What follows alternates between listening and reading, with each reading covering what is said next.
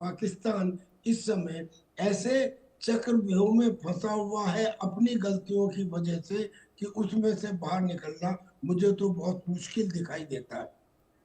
बिल्कुल, बेहद ज़्यादा मुश्किल है ही जिस तरीके से पूरा सौदेबाजी यहाँ पर चल रही है और बिल्कुल सब्जियों के भाव में यहाँ पर सैनिकों का सौदा किया जा रहा है। जैसे बोला जा रहा है कि ठीक-ठीक लगा लो भैया।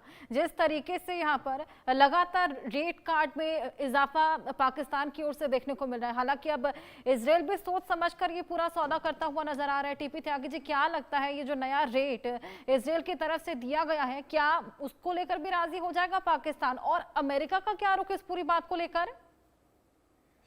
देखिए, पहले अमेरिका का और उसके बाद फिर पाकिस्तान का रुख।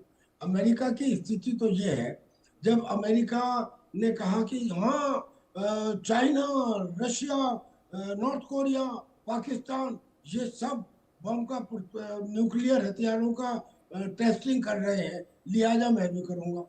अब उसने पाकिस्तान का नाम क्यों लिया? पाकिस्तान का नाम डोनाल्ड ट्रंप ने दो कारणों से लिया। पहला कारण तो ये कि अभी हिंदुस्तान की त्रिशूल एक्सरसाइज चल रही है बॉर्डर के ऊपर, और वो एक्सरसाइज नेवी, आर्मी, एयरफोर्स की मिला के है, और उससे पाकिस्तान डरा हुआ है। लिहाजा पाकिस्तान को एक थोड़ा बहुत प्रोटेक्शन चाहिए था।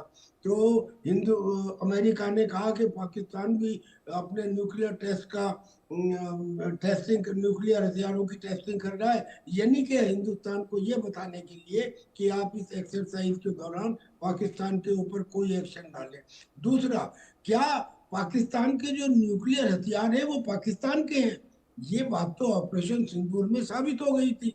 जब नूर खान एयरबेस के ऊपर अटैक हुआ था, तब अमेरिका के हुक्मरान कुर्सी पर से खड़े हो गए थे, जो पहले ये कह रहे थे कि हमारा पहलगाम हमले से कोई लेना देना नहीं है, क्योंकि वो उन्हीं के कंट्रोल में है। लिहाजा क्योंकि उन्हीं के कंट्रोल में है, लिहाजा वो कह सकते हैं कि हाँ, पाकिस्तान टेस्ट कर रहा है।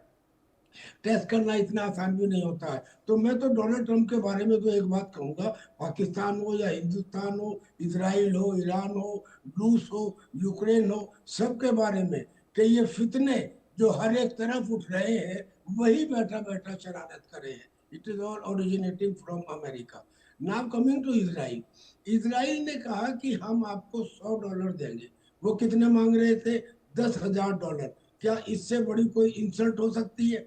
यानी कि कोई तो एक लेवल होता है, लेवल में 19-20 होता है, ज्यादा से ज्यादा दुगने तक का हो जाता है। लेकिन $10,000 मांगने वाले पाकिस्तान को $100 की ऑफर देना, यानी कि उसकी सेना की बेइज्जती करना है, उसकी सेना को उसकी औकात दिखाना है, और ये बताना है कि तुम इसी काबिल हो। मैं समझता हूँ इतनी बड़ी बेइज्जती के बाद भी, और मान लीजिए अगर इनके बीच में कोई समझौता हो गया, इन्होंने कहा जी नहीं, $100 नहीं, आप $500 दे दो या $1,000 दे दो, क्या वो सफिशियंट होगा? और अगर ऐसा होता है, तो क्या सिपाही को सब्जी की तरह बेचा जा सकता है? एक बिल्कुल। सिपाही जो अपने देश की रक्षा के लिए अपनी जान देने को तैयार रहता है, वो देश के लिए तैयार रहता है, वो ऐसे कामों के लिए तैयार नहीं रहता। तो क्या उसे सब्जी की तरह बेचा जा सकता है?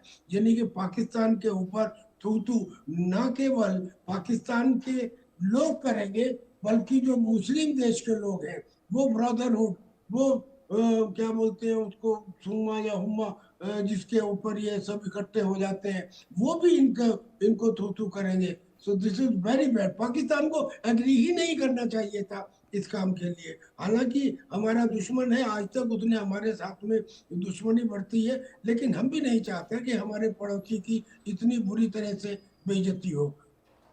जी। बिल्कुल, इसी बीच टीपी त्यागी जी, हमने देखा था कि हमेशा से गीदड़ भपकियां देने वाले आसिम मुनीर वैसे तो हमेशा से फ्रंट पर आ जाते हैं, सौदेबाजी करने के लिए हमेशा से फ्रंट पर रहते हैं। जब बात वाकई जंगी हालात की आती है तो सबसे पीछे कायरों की तरफ भाग जाते हैं। ऑपरेशन सिंदूर के दौरान भी हमने देखा था कि बंकरों में उन्होंने पनाह ले ली थी। अब यहाँ पर सौदेबाजी का समय एक बार फिर आया तो सामने आ गए। ऐसे में क्या पाकिस्तानी सैनिकों को इसको लेकर कोई ऐतराज नहीं रहता? पाकिस्तान के सैनिकों में भयंकर गुस्सा है, आप ये लिख के ले लीजिए, क्योंकि मूसलाधार बारिश होने से पहले बूंदाबांदी शुरू हो जाती है, और वो बूंदाबांदी शुरू हो चुकी है। आप ये देखिए, कहीं ऐसा होता है कि आपकी फौज का सिपाही ये कह दे कि मैं साहब मेरी ड्यूटी बलूचिस्तान में मत लगाओ, मेरी ड्यूटी खैबर पख्तूनख्वा में मत लगाओ। क्यों? डर रहा है। और जिस सिपाही के मन में डर हो, क्या वो सिपाही रहने के काबिल है? और उसके बाद भी अगर मुल्ला मुनीर कहते हैं कि नहीं तुम्हें जाना है, तो वो अकड़ के बोल देता है जी ये रहा मेरा रेजिग्नेशन, मैं काम करना नहीं चाहता। अब ऐसे सिपाहियों की संख्या एक दो नहीं है जी, ऐसे सिपाहियों की संख्या 10,000 से ज्यादा हो चुकी है, जो पाकिस्तान की आर्मी को छोड़ के बाहर चले गए हैं। बहुत सारे लोग तो सऊदी अरेबिया में, यूनाइटेड अरब एमिरेट्स में। एक बात। दूसरी बात, जो पाकिस्तान के सिपाही हैं 1947 के समय, वो थोड़े कम पढ़े लिखे सिपाही थे। आज आते आते इतने साल बाद वो भी चूंकि टेलीविजन देखते हैं, मोबाइल उनके पास है, उनको अपने बड़े सीनियर ऑफिसर्स के बारे में पता लगने लगा है कि ये लोग किस तरह से भ्रष्टाचार करते हैं। ये इसने मुल्ला मुनीर ने तो पहले ही रिटायर होने से पहले ही जाके अमेरिका के अंदर वो बना लिए हैं, अपना घर बना दिया। अरे आपके बिल्कुल। पास है। और टीपी त्यागी जी, एक अब बेहद एक ताज्जुब सेकंड। की बात जो यहाँ पर निकलकर और सामने आ रही है, जो पाकिस्तानी सैनिक खुद पर हो रहे हमलों को रोकने में नाकाम साबित हो रहे हैं, बीएलए द्वारा, टीटीपी द्वारा तमाम हमले हो रहे हैं, उनको तो रोक नहीं पा रहे, उस पर कैसे इजराइल भरोसा जता रहा है? नहीं, इसराइल भरोसा नहीं जता रहा। ये जैसे ये इसराइल का नहीं, this is America proposal. America का प्रपोजल ये है कि वो इसके बाद में ये बताएंगे कि देखो हमने धुर विरोधियों को मिला दिया। जो पाकिस्तान जो इसराइल के खिलाफ था, और उस पाकिस्तान को हमने कह दिया कि आप अपने सोल्जर जो है वो वहां पे भेजिए, ये उनका है। Israel Israel was not propagated. उन्होंने ये प्रपोजल नहीं दिया होगा, ऐसे मुझे लगता है। This proposal must have come from America. लेकिन पाकिस्तान की तो स्थिति ये है ना जी, कि वो जो उनके सिपाही हैं, जब उन्हें आज ये समझ में आने लगा है कि हमारे जो सीनियर जनरल्स हैं वो भ्रष्टाचारी हैं, और खाली सिपाही नहीं, कैप्टन और मेजर्स, इन्होंने बाकायदा एक मीटिंग की है, और मीटिंग करके ये कहा है कि मुनीर साहब आप हटिए और अपनी जगह 3-4 जनरल्स का एक कानून बनाइए या एक ग्रुप बनाइए जो इसको लीड करे आर्मी को। यानी कि असंतोष है, और वो असंतोष कभी भी भड़क सकता है। क्या गारंटी है कि जो ये 20,000 ट्रूप भेजेंगे गाजा में, वो इनके कहने पे काम करेंगे? You never know, you never know. तो पहली बात तो कि ये स्कीम सक्सेसफुल होगी या नहीं होगी, उसके ऊपर यकीन नहीं। और दूसरे, उनके सिपाहियों के ऊपर अब यकीन नहीं, क्योंकि जो छोटे से बलूचिस्तान लिबरेशन आर्मी के लड़ाकों को सामना नहीं कर सकते, जो तहरीक तालिबान पाकिस्तान या उसके डिफरेंट ग्रुपों का सामना नहीं कर सकते, और जो पीओके का और जो तालिबान का, यानी कि बॉर्डर के ऊपर जो अपनी पैंट छोड़ के भाग जाते हैं और उन पैंटों को लहराया जाता है, उनकी बेइज्जती की जाती है, इज्जत का फलूदा निकाला जाता है।